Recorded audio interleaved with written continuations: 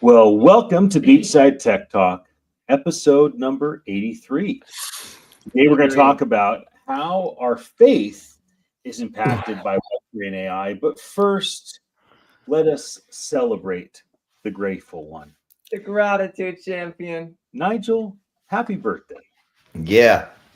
Thank Yes. you. Yes. Thank you. Yes. Happy birthday from the four of us, and happy birthday from everyone that is watching this live, or if they see this later, they're still wishing you well. We all are grateful for you. We celebrate your life. We recognize the impact you've made, are making, and will make. We say your best days are ahead of you, and all your greatest innovation, your greatest spiritual experiences, your greatest physical and financial accomplishments in every area of your life. We say that you are in the right place at the right time with the right people doing the right things, and this is going to be a wonderful year for you. That is our Amen. I received that. Thank you. declaration. Thank you so much. Look at That was beautiful. I needed that. I need that in my life. Well, we love 83 episodes. Wow. 83 episodes. 83 episodes. Are we gonna celebrate the 100th day? Day 100 is on Friday, November 7th. Oh, Friday, November 7th, okay. the day after Reese's birthday, which is November 6th. Okay. And I had a fantasy in my head of maybe trying to get Nigel to come out and visit us again around that time. Yay, that's our 100 day. And we also got invited to go to Bethel's Dad's annual leadership thing. And then also on the 5th is the next the thing we did in the Presidio. So on November 5th is the Presidio monthly gathering.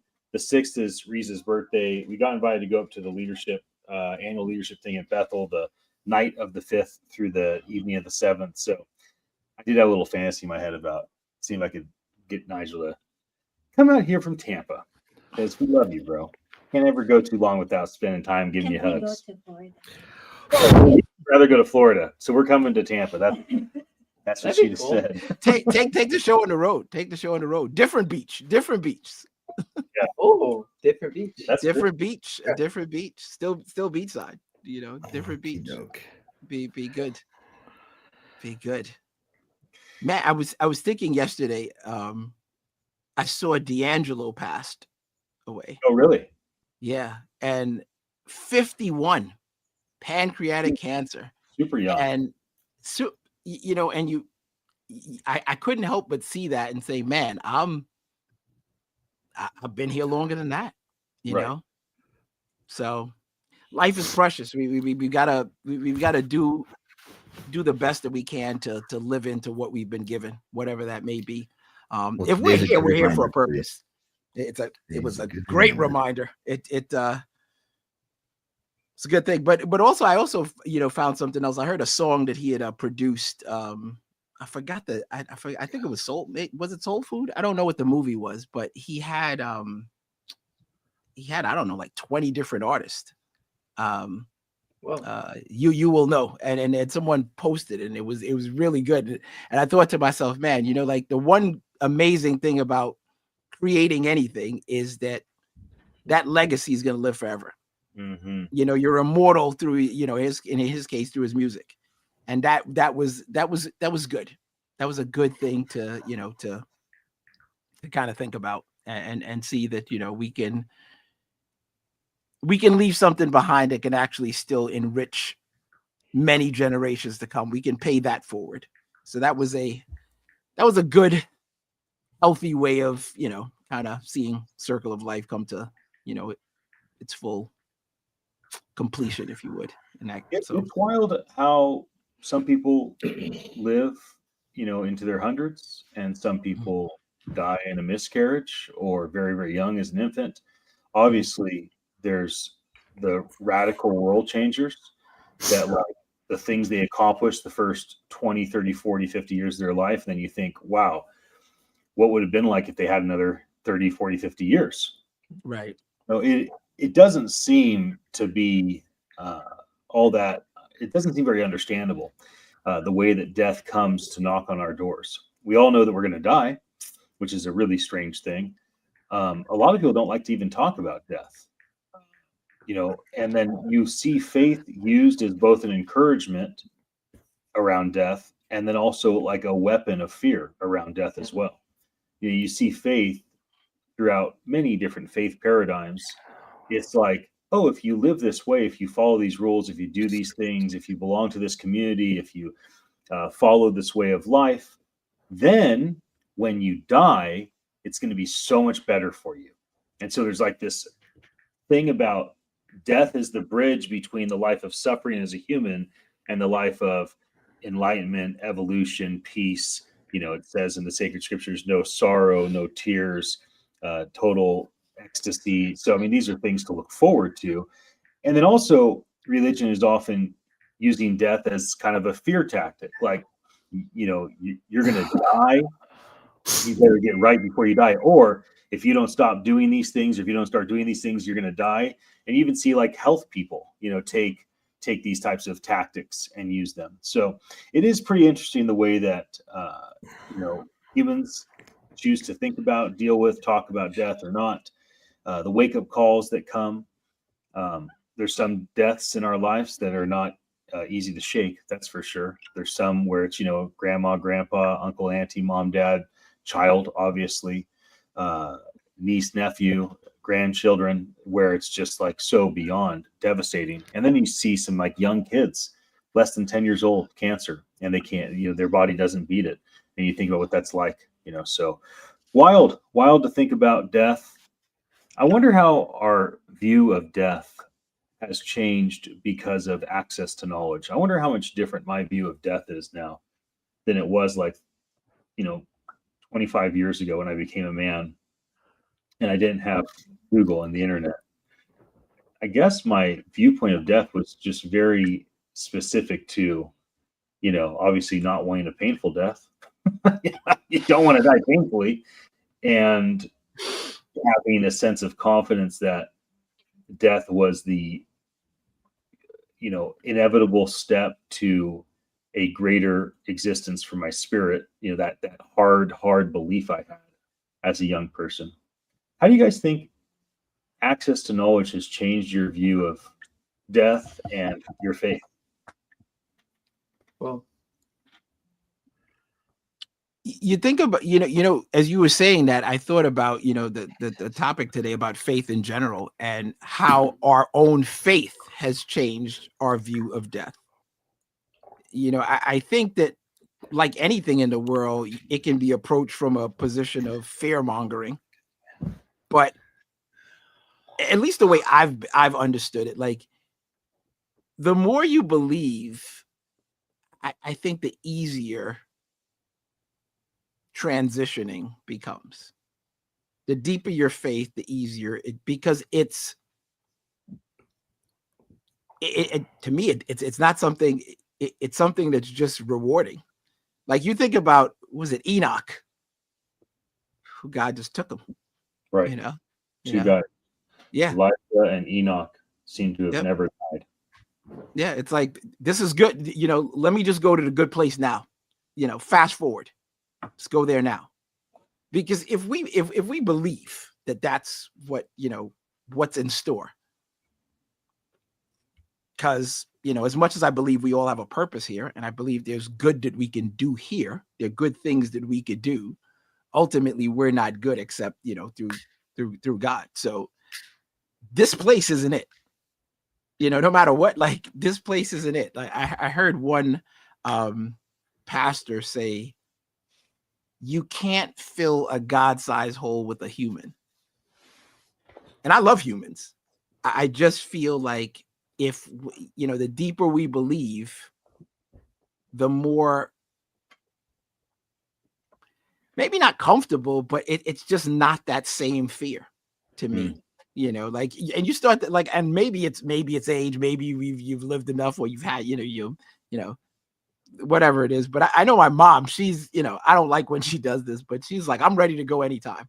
I was supposed to live 70. I'm good. I'm way over that. I'm living on borrowed time. And that was her. And it wasn't like something that she was that she was worried about or sad about. It's like it was proud. Yeah. You know, she was right with where she needs, she's right with where she needs to be. So it just felt, it seemed more comfortable. That was the impression that I got. So I think that, sure, you learn more and that's it. But I do believe that as we go on, if we are consistent with our faith naturally grows. And that, I feel, helps us along. That's my thought on it.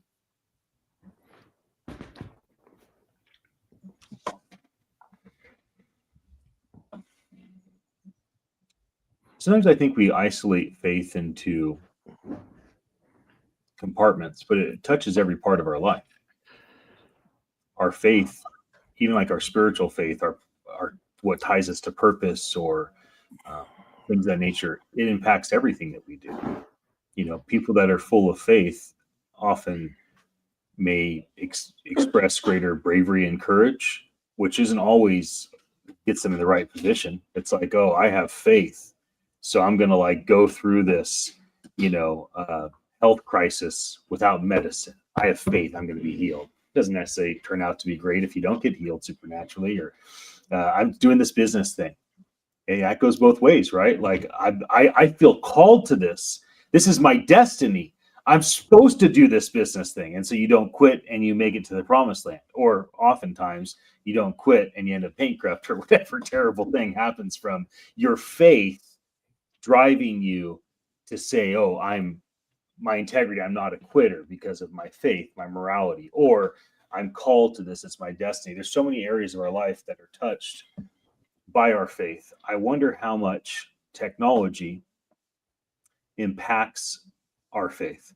And maybe not even directly. Like I've been thinking lately about how many pastors are now doing books out of their sermon series. So they'll preach a book of the Bible for 5 months. They'll preach a sermon series for 4 or 9 weeks. And the next thing you know, here comes the book. Or if they're really ahead of the game, they publish a little pamphlet book before their preaching series.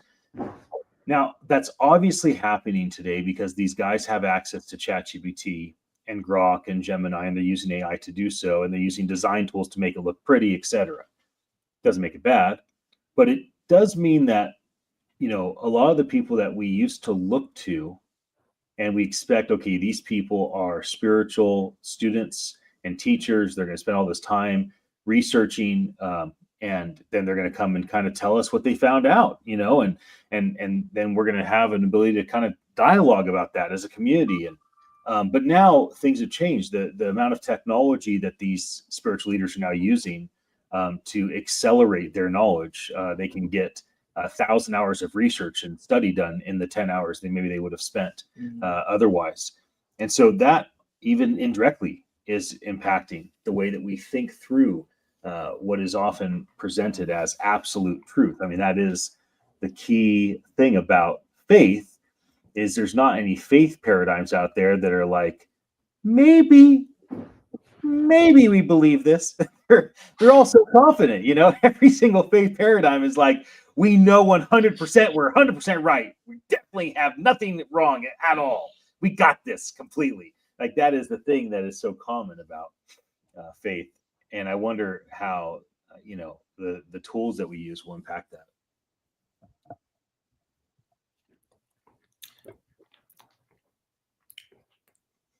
I like the idea that, by even a little bit more information in a space where we can discuss it, to take a page from Malachi's playbook, it compels more questions. And those questions stimulate deeper conversation. So you can have a very simple, a topic that maybe 10 years ago was a lot more close-ended, that now sparks a bigger discussion, greater, depth and width and breadth and all those other things that can perhaps give us some more insights and some better things to, better ways to apply those things to everyday life in a meaningful way that actually makes some sense that we might not have automated or you know, because sure, we can do a lot of the same things we were doing faster, but there's also a whole lot of things that we probably would not have been able to do at all that we're now doing.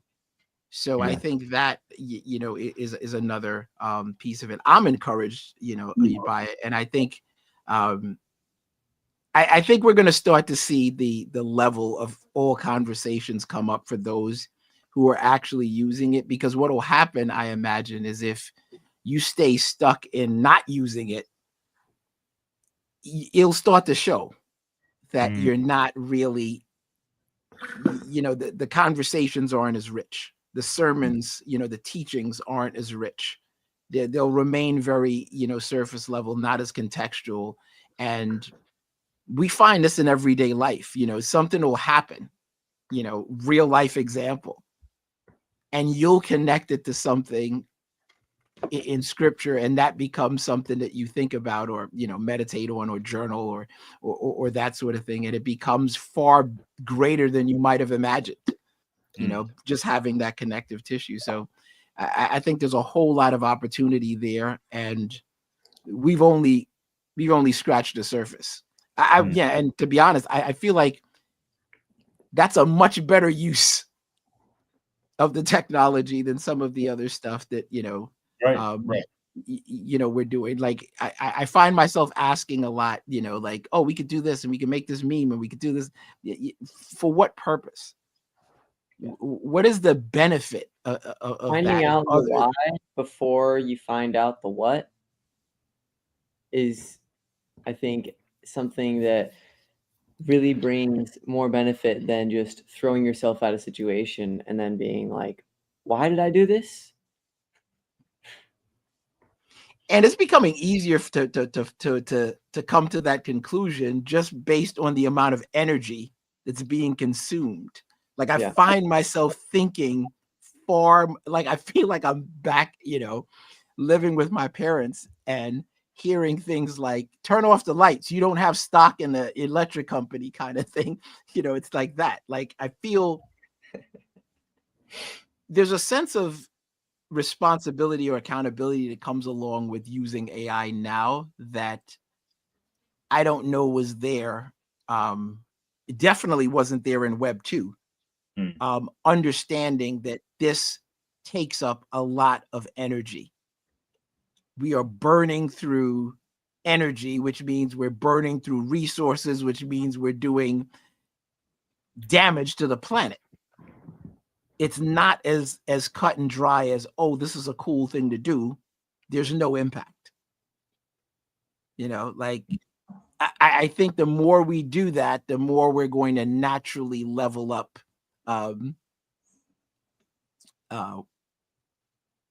the way we approach things. I would like to see something similar done for good. We kind of touched on that a little bit yesterday, because I think that if there's a net benefit tax, if you would, associated with almost anything, I think we do better. Yeah. You know, even if you have a lot of money, like if let's say you have a ton of money, right? You're worth, I don't know, $50 billion. But you've really done no net good. You've just made a bunch of money, you know. You know, you and I might buy a hamburger, it'll be, you know, $8. Their hamburger will be 800. Because it's got to be combined with that net good. And it's like, well, dude, this is where we're at, 800, you know. But the hamburger's $8. Yeah, but there's that, you know, that pesky 700 and, you know, $22, you know, net good tax that, you know, seems to be coming up on your report here. So, you know, I don't know what to tell you. I don't know. I don't think we can ever frame it as net good. It has to be framed as a consequence. So you think? I'm kind of thinking the other way. Well, why is that? I'm interested to hear why you say that. There's no way to hold somebody to doing good. And so if you're going to force somebody to do something like pay an extra $792 for their burger, they don't care that it's quote unquote good. But what would potentially make more sense is you've made $50 billion. Congratulations. We've used AI and the blockchain to see the impact on the world that you've made.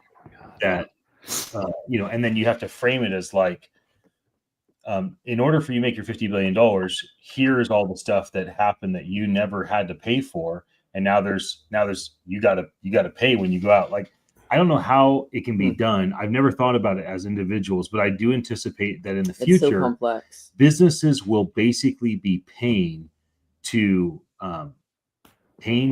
penalties and fees for all the negative things that they've done. And if they Really? did something that harmed the earth $1 billion and there was a $10 million fine, I wouldn't be surprised if they come to have to pay the price for the damage that was done. And so when you think about somebody paying $800 for a burger, that's an $8 burger.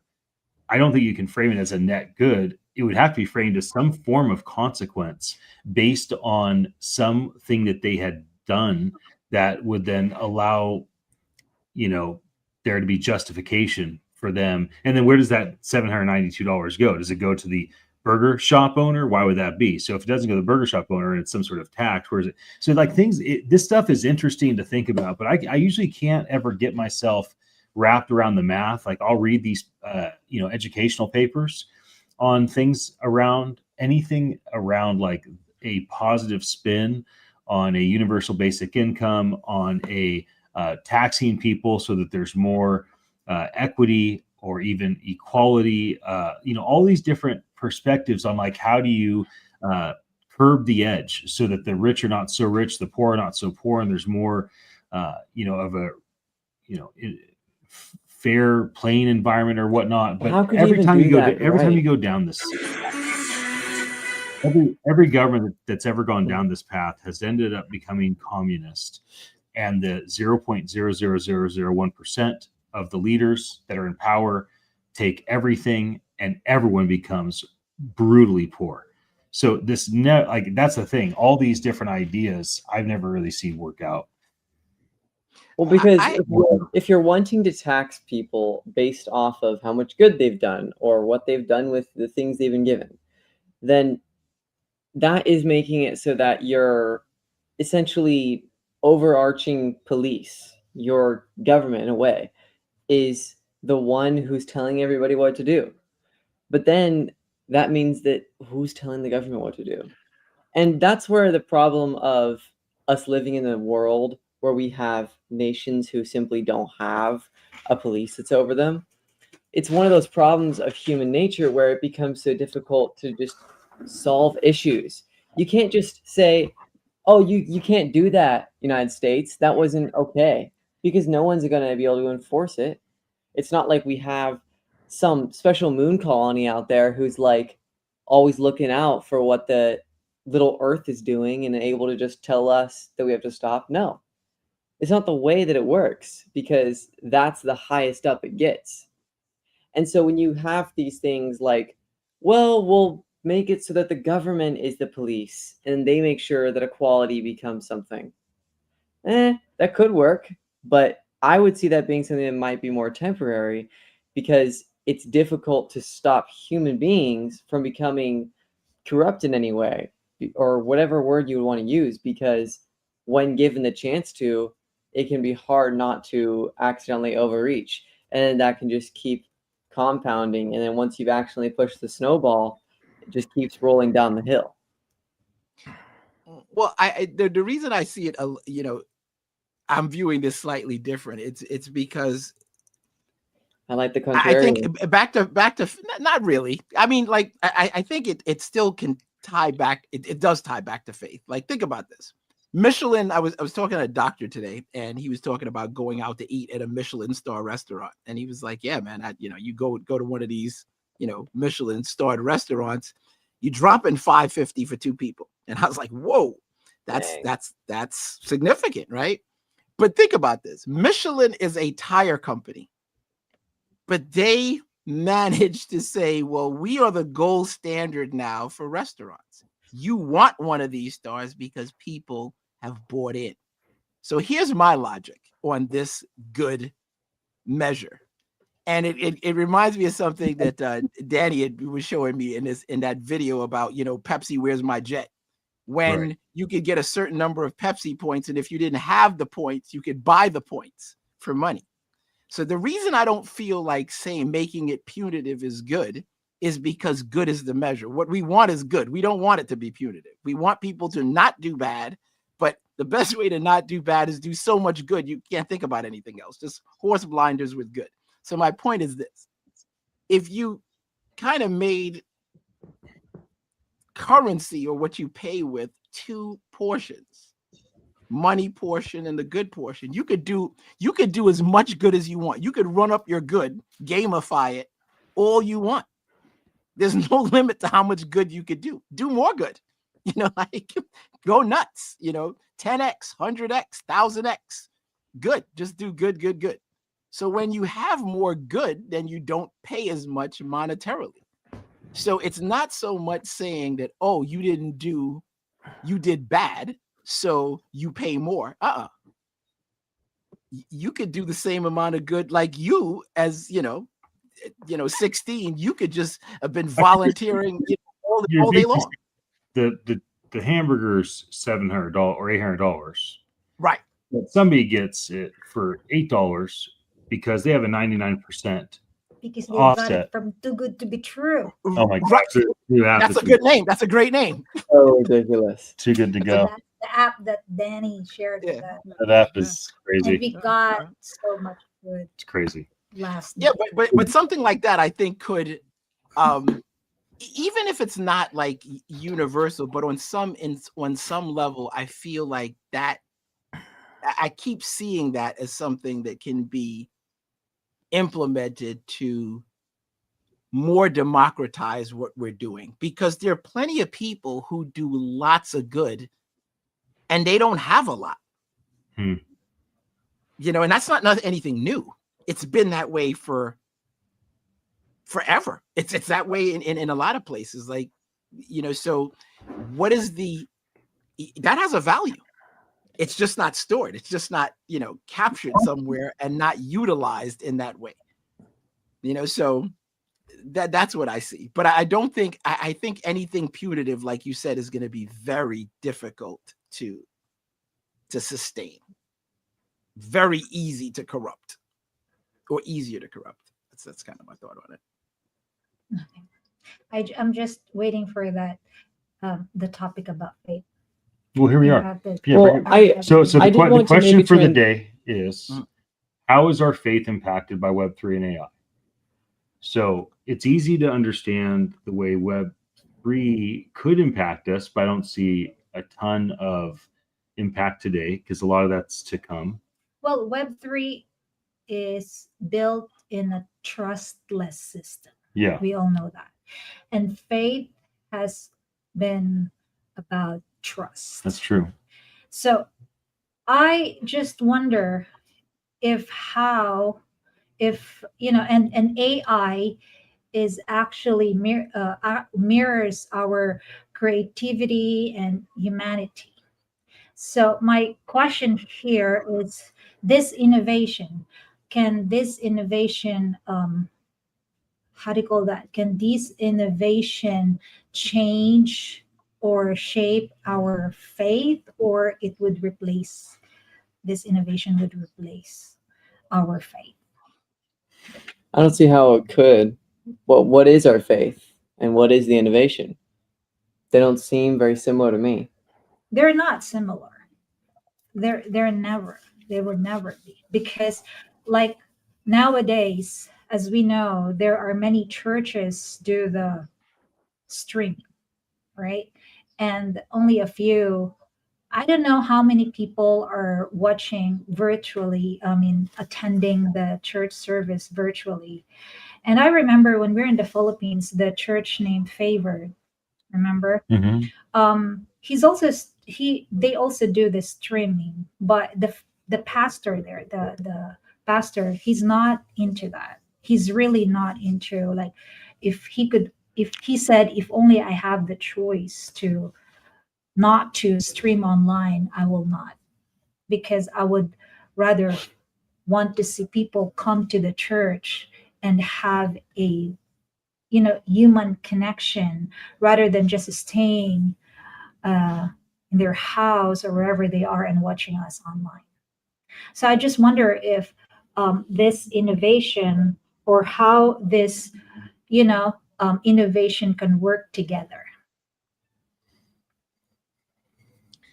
I was thinking earlier about how it is interesting to see something like the way that the current sentiment is around something like AI in many different faith communities. I have this current feeling of like AI is bad. AI isn't real, and you shouldn't be using it for anything that has to do with faith. And that's the current thing that I've felt from that kind of environment. Yet when I'm thinking of, think of a situation where there's a pastor and he is simply just making something, learning about it, but he's using a tool that makes it quicker. Instead of having to type in every little thing and look for all these different things. I mean, what is he actually spending his time doing if he's not using something like AI? Probably spending a lot of his time scrolling on the thing. Different things that don't matter as much. But once you have something like AI, it gives the chance for people to easily be able to just use the tool. It doesn't have to be something that gives the answers. And I think since it can in some ways, since it has the ability to, that can cause some people to dislike it. And I've seen that happen in the past, but it feels like that's going away because something like AI is simply just a tool. And I think it's I becoming don't realized like that for, more and for more. based on my experience, like in the Philippines, there are many pastors already using it. Riza, didn't you say that there was, or wasn't it like something Julia posted about how there was a senator in the Philippines who was Yeah, it's about the actually blockchain. promoting the blockchain? Yeah, it's about a blockchain promoting to prevent, to how do you call that? To prevent how do you call that? Corruption. Corruption, and of course it's all about transparency. Yeah, I'll just be right So- here. I'll take off. No, no, no. Let's go. Let's We're go. not gonna make any noise. Let's Why go. don't you come back then if you Let's- leave? Okay. I just wonder how this innovation may impact our how we connect spiritually. Yeah. That, that's my biggest question. Although many pastors in the Philippines, I don't know here, okay, they're not against AI. They're using AI as a tool. They're using AI as a tool. And one of the pastors there said that according to Chat GPT, they're also talking to Chat GPT. They're also using Chat GPT as a tool whenever they prepare for what they want to share to the people. So, but my question here is how this innovation would work together, like Web3 and AI work together with our faith. How this work together spiritually. I think a lot of the ideas that Dad has mentioned before can be things that Web3 and AI in general can easily benefit. The fact that you can be able to have transparency, to be able to see where the money that's donated actually goes. Right. And it's not something that's really difficult to do. It's something that seamlessly and effortlessly happens. And it can just give more of a strengthened community because people feel like, oh, I know what they're doing. Oh, yes, dog. Muy approve. We already know that. But my question is spiritual connection. How the Web3 and AI could work together with our spiritual connection. I'm seeing a connection there with Danny and Millie. Now that's a connection. But to the point of faith itself, I think it's the more we demonstrate the value of using any tool in a constructive, productive, impactful, helpful way, the better it becomes. And when I say helpful, I don't mean what I feel like the majority of it is look how you can make some money. Look how I can convince someone to do something. Look how cool this video is. No,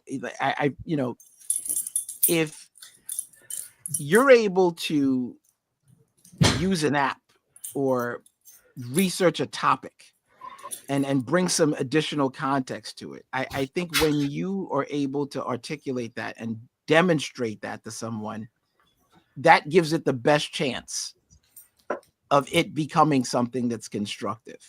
You know, I think sometimes we go too polarizing with introducing some of these things. It's either bad or good, and bad or good is it I wouldn't say it's meaningless, but without context, it's very difficult to really gain anything from that, you know, Yeah. versus Because to some I extent, use it is bad or good. It's bad Right. and good.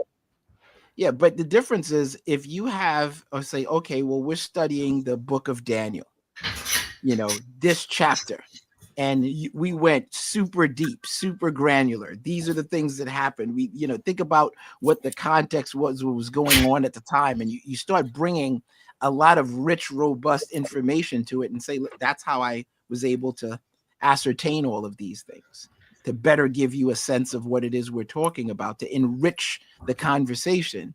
And you use that as the on ramp, if you would.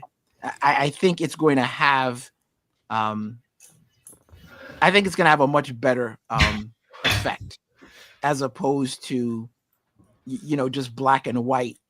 You know, is it helping? It is helping because people are using it, you know, on some level. And if you're not, other people, you know, like if someone has a better tool, they're gonna be able to do things that you're not going to be able to do, or doing the things that you are able to do, but they're going to be able to do it faster. So there's that piece of it. There's that efficiency piece of it. But the bigger piece is the things that you can't do. And it's up to us, you know, and it's how we use that hybrid approach, you know, what we're bringing to the conversation. Because to me, when you have more information, that's all it is until you say, wow, that gives me another idea. And that happens regardless of whether it's AI. It can be a conversation that, you know, that Riza and I having, or Malachi and I having, or Danny and I are having, that sparks something that you hear and you're like, you know what I thought about today? You know what, you know, really, you know, what I'm receiving from that? It's this. And that's not AI, but it could be. Right. You know, it's just a perspective. It's an experience that another human being had, which again, still AI, because that's where a lot, you know, this it's trained on, that you didn't know, that you now have connected, and you've now formulated a different, you know, avenue of conversation. So I think there's a lot to be said, you know, for that. I don't think it's going to. I think the mere fact that we can connect over long distances like we're doing now, and even further if you're thinking about other countries, I think it's going to expand our faith, you know, and not necessarily in a I'm trying to collect more followers way. It's just that I don't have to live in the town where the church is that I, you know, watch service. There are people watching service in prison. Is You that know, making they're not there. between community and faith? Say it again. Is that making a correlation between community and faith? Because by having technology, we're gonna come it right back. increases We're gonna come right community. back to that. I'm gonna take a break for us. We'll come back and finish the last half of Beachside Tech Talk. Our topic is how is faith impacted by Web3 and AI? And yes, we can tie into community. Community is our topic for tomorrow. And when we come back, I'll kind of share with folks. We have 7 different industries we'll start talking about in a rotation. I added a couple and separated one, and I thought this would be a nice shift for us. But let's go to a break for 10 minutes, and we'll be right back again here at Beachside Tech Talk. Thank you for joining us. Oftentimes, great startups with great ideas, they don't think how to go from the first 100 customers to 5 billion. They think how to go from the first 100 customers to the next 1,000, to the next 10,000, then to exit, only to leave their customers and their legacy wanting. If you are an innovator, and if you intend to build great technology, and you want that technology to be trustworthy, I strongly encourage you to look into distributed ledger technology and think through how can AI and blockchain collaborate to bring the best of both worlds. And then really, how can Philippines as a country and all of you beautiful people be a part of leading that effort? And let me just say this. I have felt since I came 15 years ago here, I have felt that this region has the greatest potential with future technology. You know, if there's amazing automation that happens with AI or blockchain in America or in the most wealthy parts of Europe or the most wealthy parts of Asia or any area, the impact is low, right? I mean, what's going to happen? We're going to save a little time, make a little more money. But what happens when automation hits the region of Southeast Asia, especially not just in the city of Manila, where 25 million people live in this metro area, but how about all the outer lying islands? How about when Starlink or some other satellite starts to provide high-speed internet to everybody for free? How about when one of these large companies start to send everyone rings, watches, glasses, headsets, so that they can communicate with the internet freely? And when there's no longer anything that keeps the average human from having the equal opportunity. I mean, we see that with the cell phone, don't we? Like, it doesn't matter how poor a person is or how much of a struggle they have, it's like every human seems to have access to a cell phone at this point. And that's a huge innovation. But what happens when AI becomes the interface? What happens when blockchain becomes the anchor that runs everything? All of a sudden, this might mean that for certain people in Southeast Asia, you're talking about a 10x, a 100x impact on their ability to generate revenue and to thrive as a people group. And I would wish that for nobody more than I would wish that for your people. I have more time, and believe me, I can talk. I mean, I can come up with things to say. That's easy for me. But instead of doing that, we're at the end of the day, and I want to invite any of you that may want to ask a question before I wrap to go ahead and do that. I think I have some friends with a microphone. I'm not going to take more than 2 questions, so if you have a question about the things I'm talking about, I am happy to take it. But the lights are blinding, so I can't tell. It's okay, I got you, buddy. So, great opportunity to ask questions. Who has a question? Who has a question? Oh my God, it was so amazing. Everybody's so shy. You know, last year what I had to do is I had to give stuff away. I had all these hats and these shirts, and I even gave money away. I gave a $100 bill away. I was like motivating people. Oh, there, I got a question. I don't have no money, but I want your question. All right, bring a microphone to that man. I was actually going to look for you afterwards anyway. My question would be, in terms of disaster risk reduction management for DRR, how can we use your technology, being with a lot of its advantages, to make it easier for DRR's response in the sense of the financial side? Yeah, so it's easier for you to give out aid. Yeah, that's a great question. So the easiest way to go about that is to either check out Hedera, HEDERA.com. That's a good starting point, specifically to connect with one of the foundations and talk to the foundations that are out there deploying capital and grants. They're out there giving developers out to develop these things out, and maybe they've worked on something similar, or maybe they would like to work on something similar, and they go, hey, that's perfect, we want to get in on that. Or, oh, have you heard about these organizations? We've been doing that with them. And then, of course, the other thing is just to look at a local community. I would be hesitant to give you an answer that I think might satisfy you. What I will say is that we would like to investigate, and there's not just one foundation, right? There's many to pull from many communities. And if you want to talk a bit more detail, I'm happy to do that afterwards. Anybody else have a question? One more question. Oh, there we are. Of course it is. Yeah, let's do it. I was asking them if it's okay to ask a question. Please, I'd love to take your question. Yes. Because for somebody who does not really know anything about what you just talked about, how would you invite me, or how would you tell me in 2 minutes, not to really have a good grasp of what you just said, but to make me interested to know more about everything that you talk about there?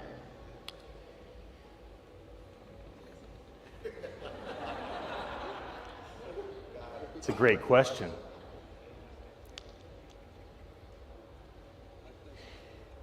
Throughout all of history, technology is usually created as a weapon. It's just the reality. Yet, somehow, what started off as a weapon ends up becoming a beautiful thing to develop prosperity and abundance for many, many, many people. Cryptography, the basis of all distributed ledger technology, cryptography was a weapon of mass destruction in World War II. Machine learning, AI, that all started with the military.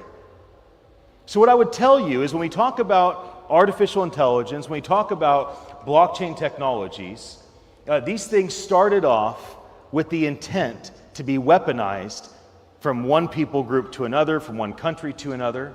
And now, as things have matured, you see that these are now being used to completely change the way we think of the financial system, completely change the way that we think of all of the softwares that we're using, and the ability to save time, and the ability to empower people to make a living.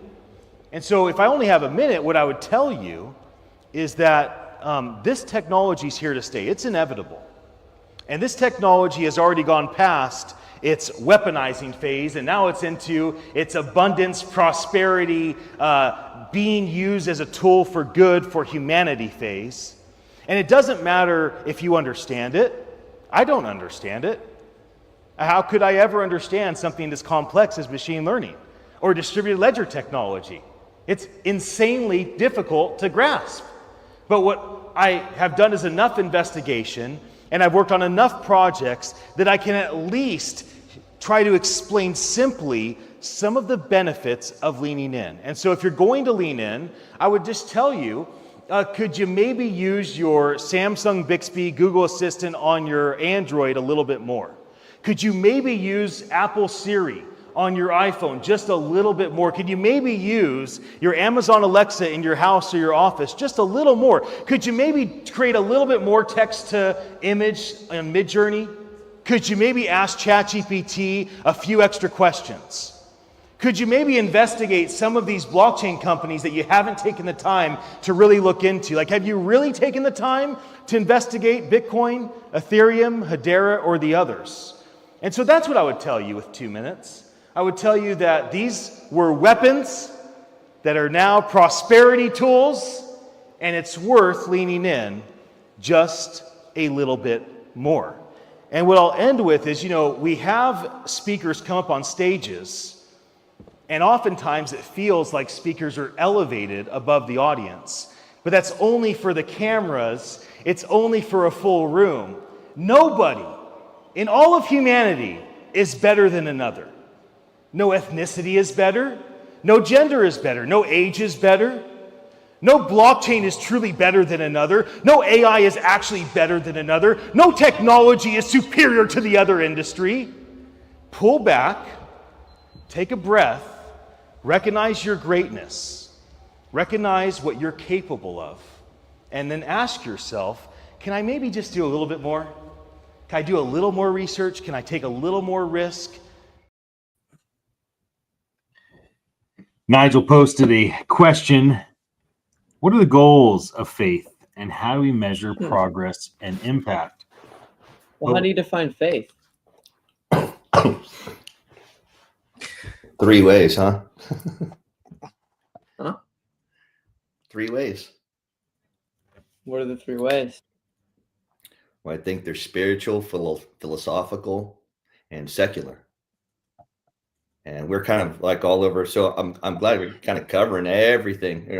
All 3 of them. We're in the spiritual, our faith with God.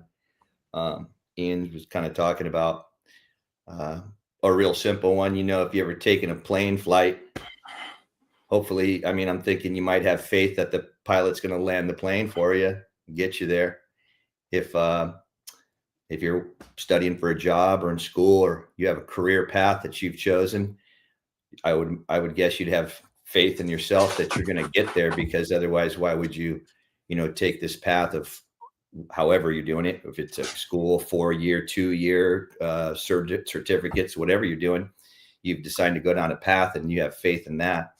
So then we're into faith into the AI and Web3, where I think that's pretty awesome. We're going to see where that's going to go. But I think that for faith in religion, that's probably the toughest one.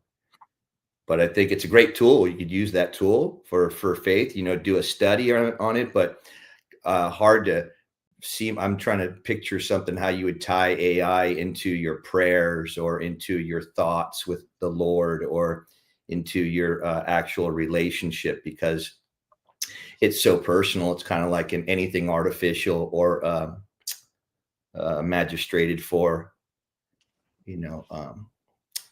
your spiritual health. But I just think like a hybrid. So the hybrid, Nigel, you mentioned a hybrid. That's kind of a great one, because I see you using, if it's a faith-based spirituality of faith that you're talking about, we see a lot of religious teachers, leaders that are using the tools, and man, that just helps you be able to study that much more. What a gift to have that much more information coming through. But I think that the faith in the Lord and their teachings and stuff, I'm hoping that, they still have that connective tissue away from a book and away from even scripture for their teaching, so they can, join with God or whatever faith-based that they're teaching, and have something come out of themselves that's not necessarily helped, to see the true person. Because I'm kind of hoping that, we don't convolute AI with our true self, so it's always good to know after you've learned or you've used these tools, and we kind of put them down for a second, and then, show the growth or the progression from that tool. I think that's a great example. So those were the three faiths, Malachi, that I was talking about. 3 different kinds. You said that really well. Well, I mean, it's kind of common sensibly. It's just, coming in my head, because we're talking about the faith in church and in our God, and that's religious. So that's like its own body. And then the one philosophical, where we talk about how the encouragement of it and how we have faith in, our own self, and even the connection with our God, and how we incorporate that in our life. And then again, just like the secular, man, you have faith when I'm leaving to go to the bank or go do a run in a little bit, that I'm gonna make it back.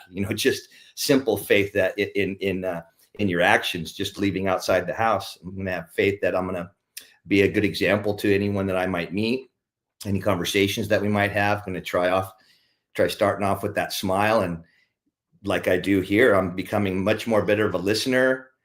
And I think that's from just my output, that's being super helpful for me. So thanks, Malachi.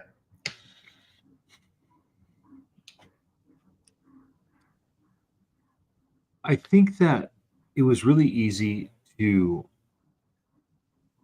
look back at how technology made an impact on our faith the last 10 plus years, especially like 20 years, right? So in the last 15 plus years, you have basically every significant spiritual teacher, all their content went on the internet for free. Their books, their sermons, their videos, their radio programs. At this point, you can basically find anything you want from any spiritual leader, basically for free. And then what does that mean? It means the AI, for the most part, also has that accessible as well. So when I first met Riza, and I, as many do, you go on social media, like, who is this person? There were seasons of her life, as there have been for me, where she posted a ton of different Bible verses. You can just tell, like, somebody gets in the rhythm where they're reading the Bible every day, they're in their favorite app, and then they pick a scripture of the day and they share it. And so it's like you see how that permeated throughout society. Like, all of the developed nations got access to all of the greatest spiritual teachers. All of us in developed nations got access to apps that gave us like custom tailored delivery of scripture that I think we would want. And then we in turn consumed it and then shared it with our social media. So, like, you can see the trail of how Web 2 and pre AI, Google search, etc., impacted us. I think the big question is, where is this going? Because a lot of the stuff that's coming around Web3, the spiritual institutions do not want. The reality is, the spiritual institutions don't want the accountability that Web3 and crypto brings them. They don't really want to put their P&Ls, they don't really want to put their expenses and their income on public ledgers for anybody to see and hold them accountable to.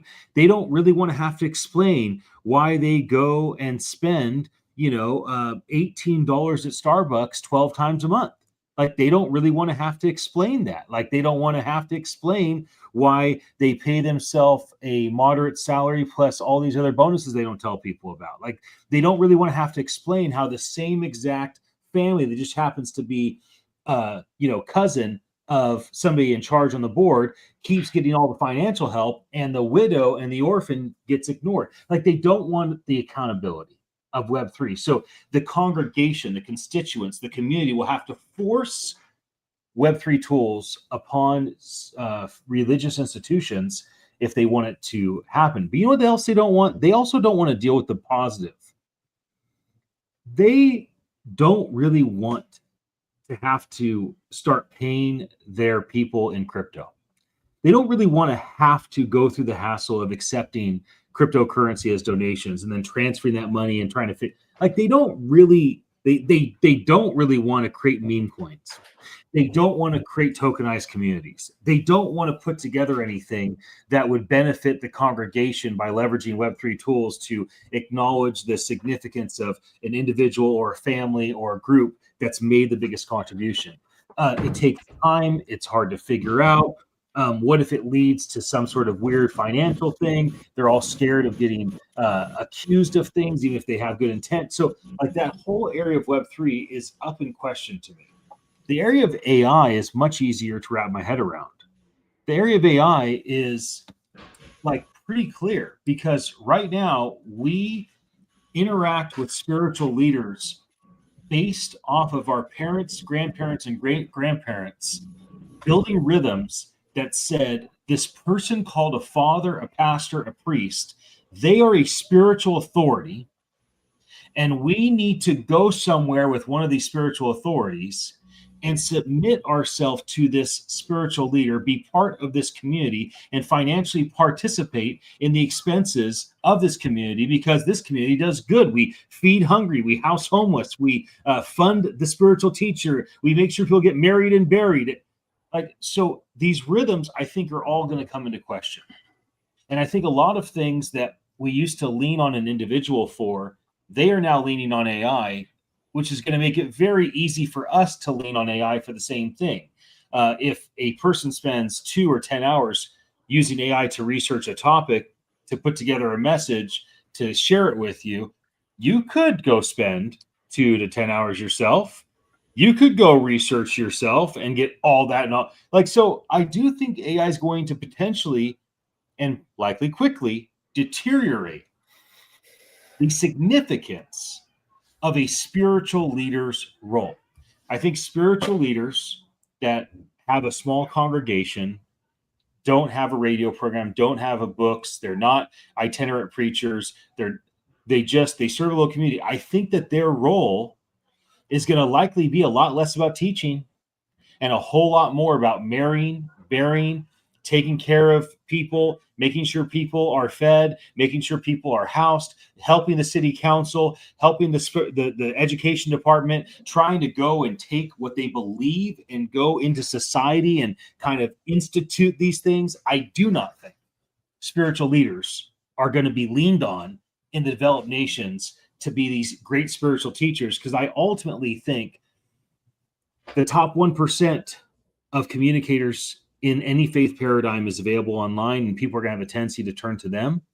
And those that are not top 1%, they're turning to AI for the knowledge anyways. And so people are going to turn to AI naturally. And I think you're going to find faith communities shifting from stages, monologues to a congregation, to instead of circle communities where everyone hopefully is coming together to bring their spiritual gift and their passion, and you'll find that there'll be more dialogues, less monologues, and more time doing acts of faith and less time learning about faith. That is my expectation.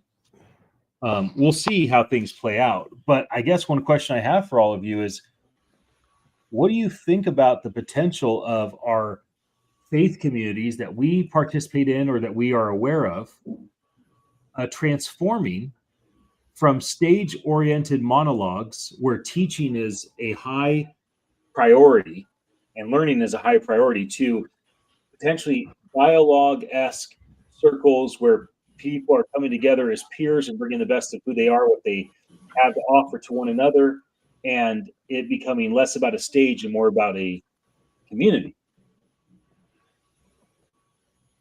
The idea of bringing people more personal access is something that I think, in a way, we can kind of look at history for. If you just look at the Protestant Reformation, before that, people didn't really even have access to something like the Bible. You could say that that's the first step in this process of people becoming more independent in their faith, where now people have access to the Bible, but they still have some figure that knows, quote unquote, more than them, or how to show it to them. Those kind of things. What a spiritual leader is usually for. But then now, over time, we get to this point now where all of a sudden the internet came, and you no longer have to go to that one guy, because you have millions of guys that you can just talk to or just see what they say. Of course, girls too. And I think it's going to be something like this next step comes, and we have this third transformation in a way, where it goes from being you listen to what these people say, you listen to what the people in real life say, and then you can go to it being much easier to just learn the actual content itself from just the real source, which is, I guess I would say, the Bible, or maybe from people who are able to interact with you in a way that's they're able to dedicate their actual full time, whether that's through some kind of AI or anything like that. I see it being this kind of next step. And I do think that dialogues over monologues are usually the best way to learn in general. One of the main things about one of my classes at college right now that I love the most is he isn't just a teacher who sits there and says, these are my slides. I'm going to like tell you what's on them, and you're going to write notes. You'll have an essay due a few times a year. And yeah, that's what this class is. Instead, it's those are ideas. I'm going to try and present the ideas to you. I'm going to get intense. I'm going to get somber. I'm going to show you what that means. And you can take notes if you want, if that helps you remember it. You can do whatever you want. But I'm going to have you guys all ask me questions too, because the purpose of this is to learn. And I think that idea is going to be so much more potent in the new world. I don't think it's going to be like the way it is now, where I'm sitting in maybe a church service and I'm like, I just had a question, but I can't raise my hand. There's literally so many people here. And so I think it's going to transition much more towards smaller communities who maybe transition into bigger communities, but where it's more oriented around each person learning themselves and doing themselves than it is just listening to someone. So there's a long answer, but thank you for your attention. For me, I want to retain that, traditional how we how we normally see it at the church. Like there's a pastor teaches us. And one of the reasons why most churches, they have this programs where what we call connect is that how we connect with other people. And if we have questions about what the pastor preached, and if you have questions about it, then you can talk to people. So the church that I attended before when I was in the Philippines, that's how actually we do. Every after church, we have this small gathering of women. And then we talk about what the pastor preached, if we have any questions. And then if we want to directly ask the pastor about it, we can schedule. We can schedule a how to call that, a meeting with the pastor, or if the pastor is available right after the service, then he can join with us. So that's I like how that. I can see. Yeah, Hmm. in the Philippines we have like that. But people still are going to want community. I'm not saying any way that, oh, now we have this thing on our phones, now we're just going to use that.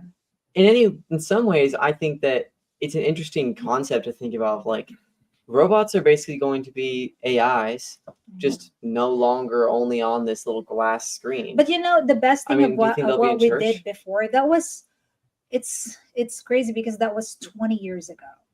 So 20 years ago, the reason why we have that kind of small gathering right after the church service is to check if each individual really listened to the preacher, the pastor's preach or the teaching.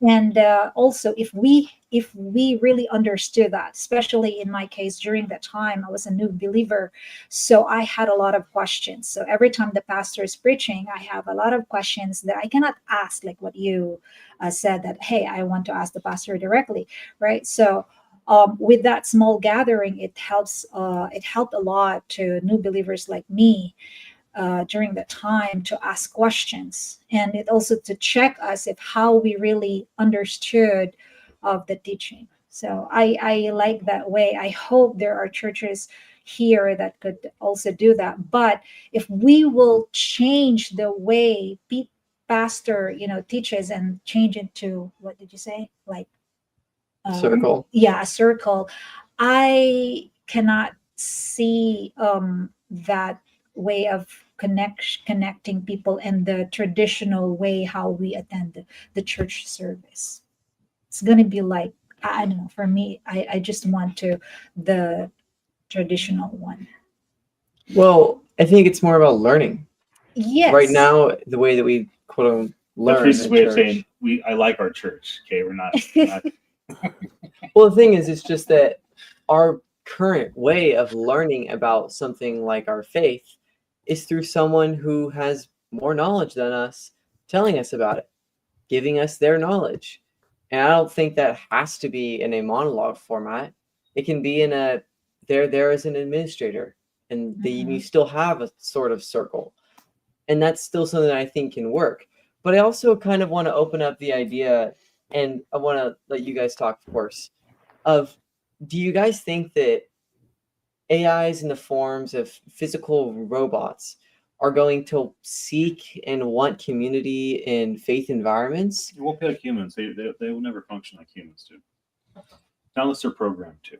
They're not going to function. Robots don't need community. It doesn't make any sense. It's impossible to comprehend why certain mammals, especially the way that humans do it, function in community, and other mammals, never humans, but other mammals, function alone. There's not really a practical explanation for these things. But what we do know is that humans always, over history, have sought and engaged with community, and being isolated is a form of torture. So we are drawn to that. But unless a robot was programmed to be with other robots, it would not be, that's not going to be a natural thing for a machine based off a large language model and data that regurgitates things that humans came up with to do. You were kind of leaning in, Nigel. You want to jump in? Yeah, I mean, I've always found this. You know, take the term "share your faith," you know, which is where I've always leaned towards, because to me, again, it's the practice. When you see someone practicing their faith, that's the connection. When someone invites you to church because they like going to church and they like you as a person and they want to share something that they've experienced that's wonderful, not trying to recruit. Because I've been invited to church more than a couple of times.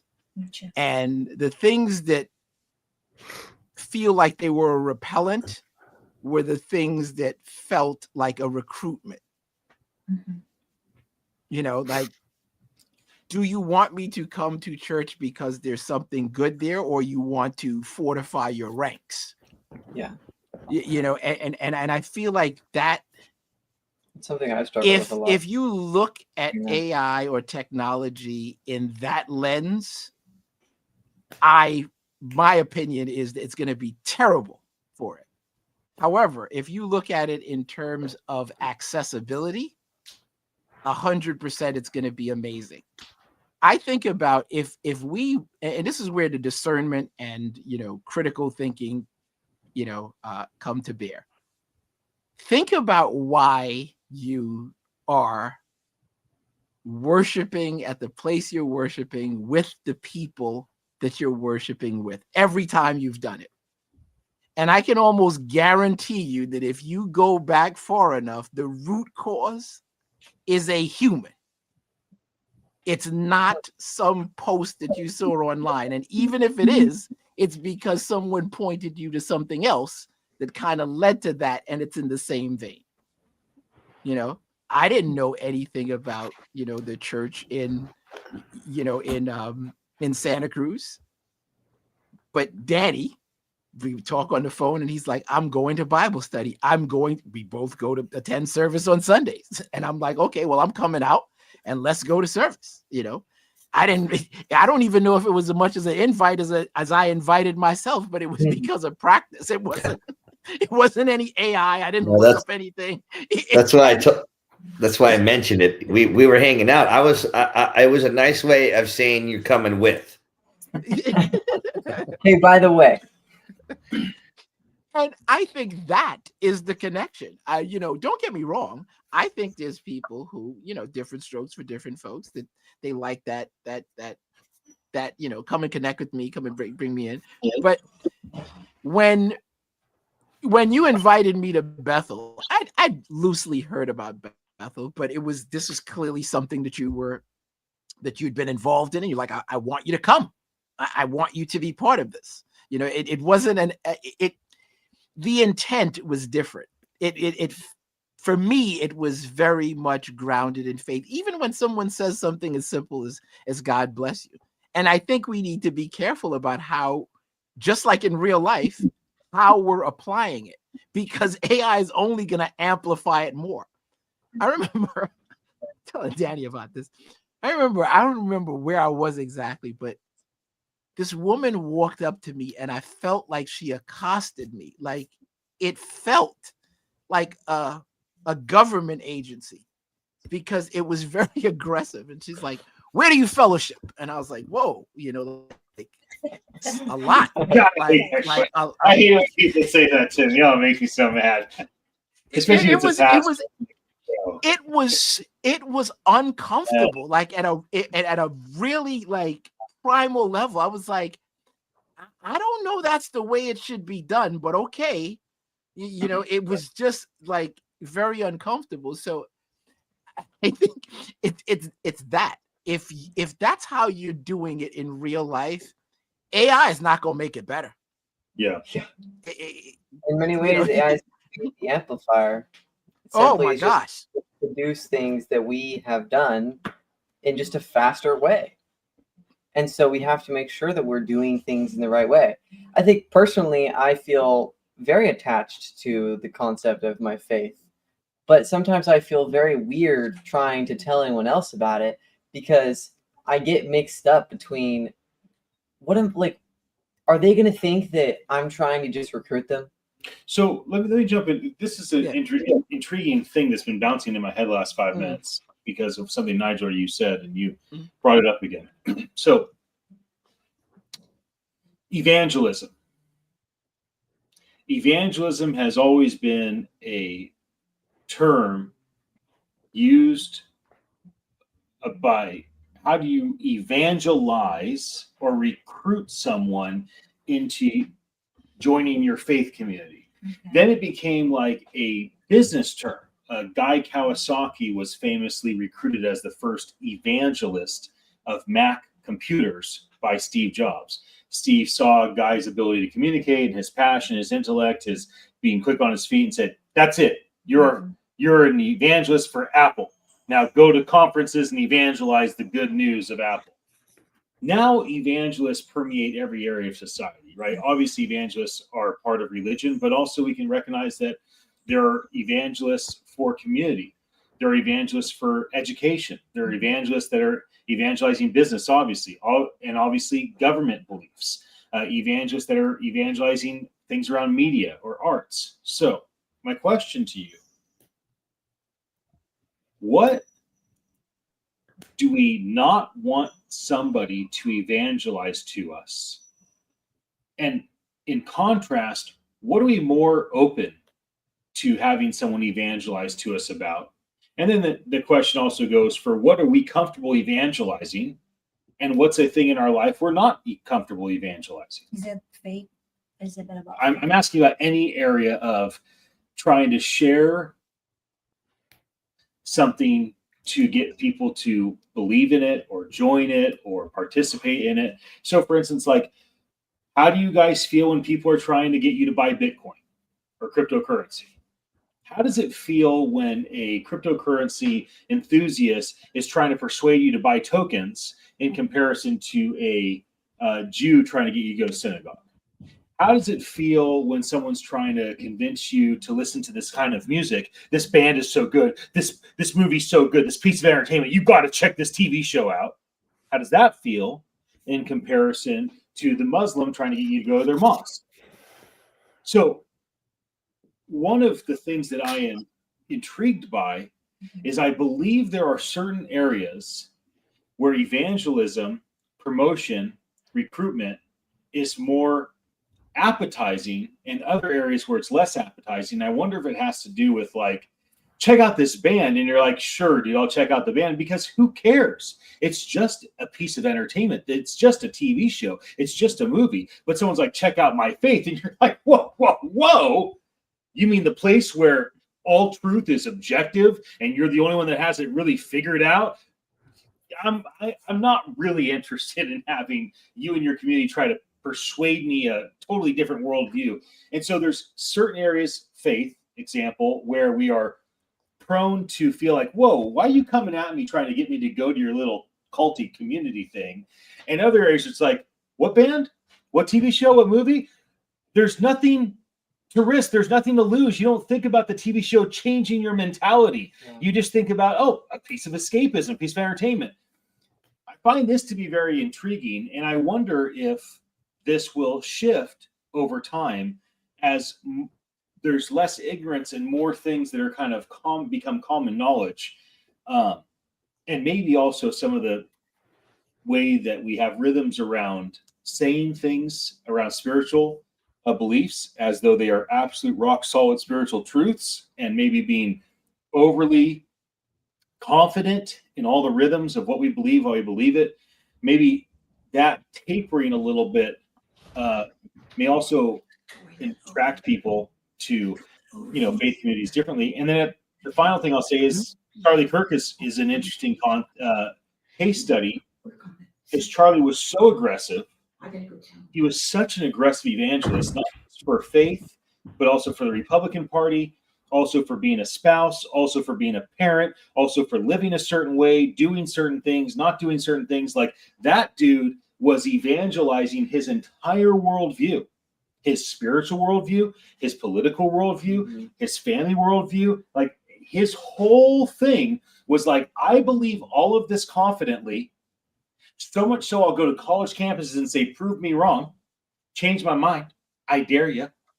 And then I'm going to stand my ground, and I'm going to be so convincing that I'm going to evangelize the world through my YouTube videos, leveraging this moment to try to express something. So people might say, oh, well, that doesn't work. People are not attracted to that. Well, it seems like when he passed away and everybody started watching his videos, it seemed to make a pretty profound impact. And a lot of people turned toward Charlie's worldview as they got access, and maybe because they opened their mind and heart because he had just been murdered. I don't really know. But this is on my mind right now in terms of evangelism. What is it that we are attracted to, pushed away from, and how does that play into our own willingness to evangelize things like faith? To answer your question, because you have a lot of Which questions. one? You have a question about how we invent. Dad just pulled a. I pulled it out. Right? 70 I times Well, 7. I want to put all together. That idea is actually what KOLs are really good at. You know, I don't want to focus on faith based. All right, I want to do the general, because the KOLs, like we can see on TikTok, on Instagram, they're very effective. And they only, based on my experience and based on what the KOL friends that I talked with, I asked them, like, how do you, or watching them, according to them, they only accept projects that they believe they can be effective to evangelize. Like, what's the name of this? What we met in On-Chain Summit? That girl was Rachel? No, the other girl, Annie. Oh yeah, Annie. Yeah. All right. I asked that question to She's Annie. wildly successful. Like Yes. Millions of views and comments. So she on her said TikTok videos. there are many successful. companies reaching out to her and want to do the project with her. Like, can you do this? But she said not all projects. She actually does not accept all the projects. She only choose the project where she would be effective, because where she'd be effective, or where she agrees with it. Not agrees, effective, because she knows how can she be effective to people. If what if this she doesn't agree with it? Then it becomes. No, she never has never done that, because she said, if I will accept this project, let's say a product, and she does not know how to, evangelize people on use this or go to this place, then she's not going to do that. Same thing with the Filipino KOLs that I met with, because there are many Filipino KOLs like Gio, Jerry. I met them, and then they said not all projects they accept that. So they always choose which one they are effective. So in the Philippines, I just want to share this story. I had a nanny for Nathan before, and she's part of this small church community. And she said they do the outreach. And I said, what is the purpose of the outreach program? Because she's asking me to sponsor it. And I said, what do you want me to sponsor? She said, sponsor like shirts, slippers, or food. And I said, what is the purpose of that? And who are you going to reach out? So this is part of our evangelism. I said, why? How are we going to do that? They said, because this way we can attract people to go to our church and attend to our church. And so they're giving away this food. And you can have that food when you attend our church, then you can have free food after the service. And they do that to, poorest to the poorest level of Filipinos. So it means those are people who are very, very poor. And of course, because they're very poor, they're after with the food. And that way they can have a chance to share the word of God and to invite them in that church. So it's also evangelism at the same time, like recruitment. So that's how I can answer your question. I only have one KOL that I know of. Who's that? The only key opinion leader he cares about is the one above. That's the only key opinion leader that I'm gonna be paying attention to. And not only that, Reese, it's funny you say that. What I heard in there was like the KOLs are only going to attach themselves to something that they believe in. And I thought, wow, they better do that, because otherwise they're not a KOL. They might be, an opinion leader, but they Uh, probably uh, shouldn't be if they don't even believe in and- what they're saying. Craziness of it. I think maybe I have a taste of it too. I can't think off the top of my head who I follow or like listen to. I do like Matthew McConaughey. I do like his thing that he's put together with Dean Graziano out there, that, living a better life kind of thing. He's got a lot of personal stories that he's told from his youth and kind of goes off of that. Like, he'll say the one, Nigel, I'm sure you're familiar with this, back in my house, we had the boys, the brothers. So when mom made a meal, man, that thing set down on the table. It was like, everybody got to go in and get the thing. But dad would always say, like, take what you want, but you eat what you take. We ain't throwing away. He has these great old euphemisms that we all kind of, even if you've never heard them in your mind, you go, yeah. I'm from little time. I know that. And I think it all draws back into respect, value, where your faith base is, how you're living your life, even as a youngster, before an age of accountability, where your heart is. And because I think that makes you feel good. Real hard to find a con man or someone who's pumping disinformation. Eyes seeing in them. I mean, they're good at what they do, but eventually you feel that truth is not in there. That's for me. Either whether it's too late and you find out later, or whatever the case may be. But genuineness is the key. I think. Yeah. That's our transparency. That's our accountability. Those things are going to create our adoption factors that we go into. But Riza, that was a good piece on the KOLs, and for the little time that I spent in Philippines too, such a different culture, difference of how people use devices. Like Ian, the numbers on it. I mean, the Philippines seem to have, everyone has a device. Everyone's using a device, and a lot of people are trying to make money outsourcing, doing other things. Some of them they have 2 or 3 devices, right? This is for tap. That's what I'm saying. When we went to the mall, I saw a lot of people like that, or I saw 2. They'd have one in their back pocket, and then they'd be on one. So it's either one is for their personal, kind of like their, I guess, your little personal server, and then the other one is for gaming or cryptos or whatever advertisements or whatever side hustle that they're getting into, because maybe that device is, to keep the hack out of the 2 devices, keep things separate. Yeah. So interesting. Well, everybody. Oh, go ahead, Nigel. Please jump in. I think about, just influence in general and how we've labeled some of this stuff. And I can't. Who's your KOL, Nigel? Out of my head.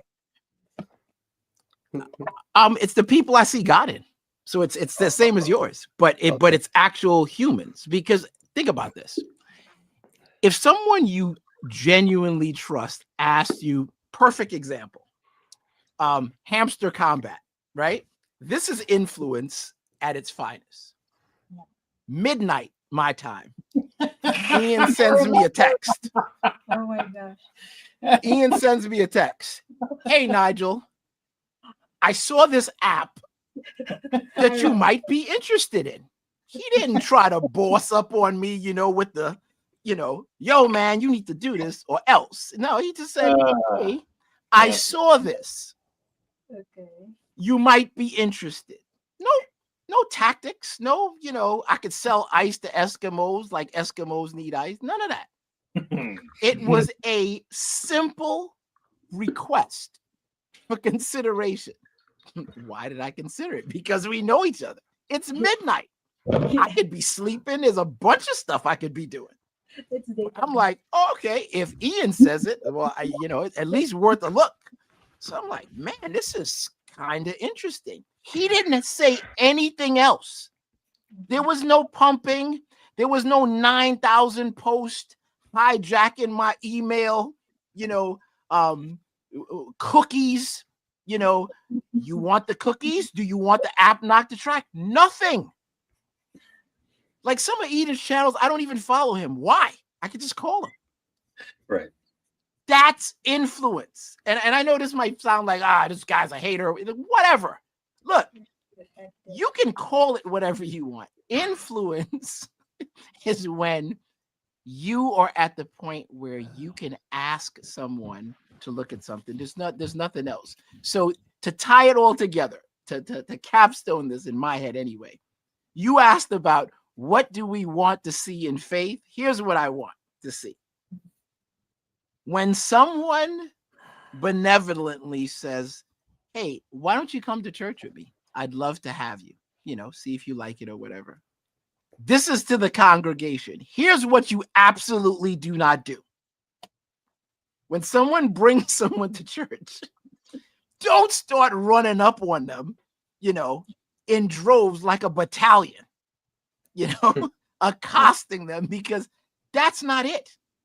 They're there. This is your chance to make the best impression, to have them feel welcomed. They don't have to do anything. When I went to church with Danny, everybody's like, hey, how you doing? Whatever the case may be. There was That's because you went to church with Danny. Because Danny sets the tone. He's like, I set the table. You be taking all the shine over there. Come on. When Nigel showed off the church, man, there was fireworks that went off. I'm telling you. They rented drones and had a drone show. So I don't know. Now that he says that, he might have read them the riot act. I don't know. But the bottom line is it was all love. It was beautiful.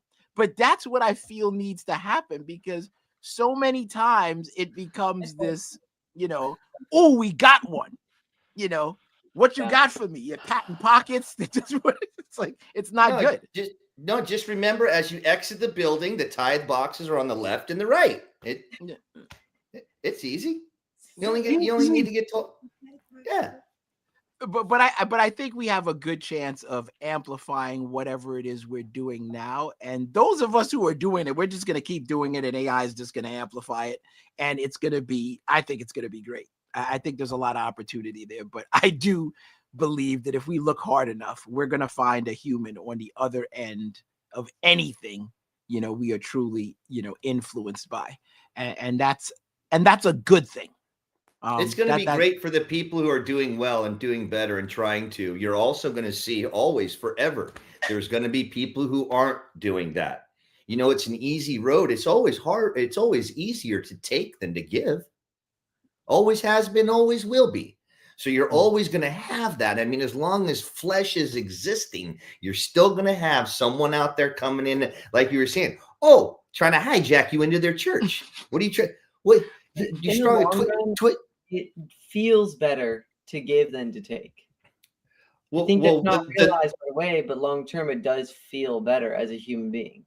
So here's what happens. You get people like us. You get people that are more than one, even two. Two in the eyes of God, man, that's a congregation. Plus him, two plus him, you got the majority. You win.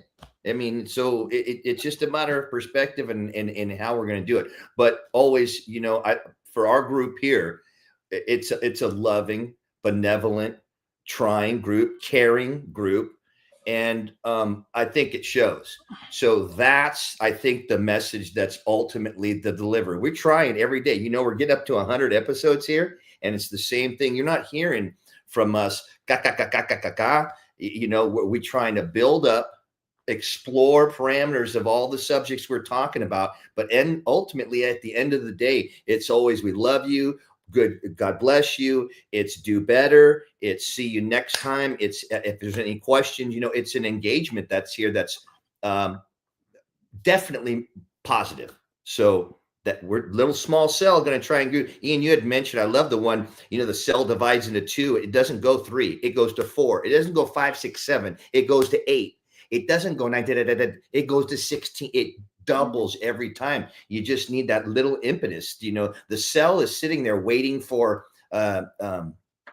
germination, just like a plant or seed. For you watch that thing grow, the seed pops open, all of a sudden you got two leaves come out, then there's 4, then here. So I think that that's what we are. We got our own little cell going. We a positive little community here. There's people listening, watching. They love you, and yeah, hopefully, eventually we're going to be not only just setting an example, but we're going to hopefully coming out with some like a use case. You need to start screen sharing with some good idea. Malachi, you got some good ideas too. You know, just eventually I want people to start telling us what you actually want us to change about the show. If there's something, but at the same time, you're always growing, and then everybody's always welcome to mention what we want to change. But we're going to do it no matter what. We're going to change it and grow, and it's going to land, and it's going to land where there's attention, and we're going to feel it. That's what we're doing. We're just kind of, you know, we're out surfing, man, and just feeling it out. And like-mindedness creates motion, and motion creates action, and action creates reaction. So, yep. God bless. Happy Wednesday, everybody. Hump day. Good final word. Action creates reaction. We'll be back again tomorrow.